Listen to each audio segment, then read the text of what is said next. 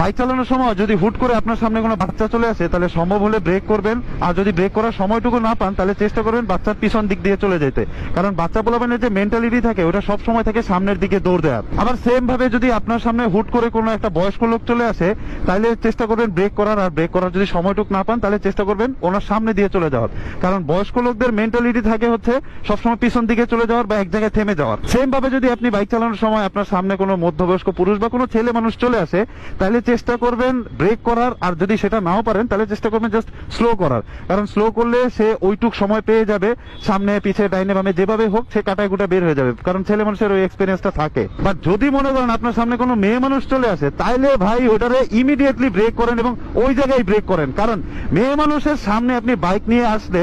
আপনি সামনে যান পিছনে যান, ব্রেক না করলে আপনি যেভাবেই যান ও প্রথমে ডাইনে যাবে, তারপর বামে যাবে, পারলে উপরে যাবে, নাহলে নিচে যাবে, এরপরে ওই জায়গায় দাঁড়ায় থাকবে, কানের মধ্যে হাত দিবে, চোখে হাত দিবে, বলবে ও মাই গড।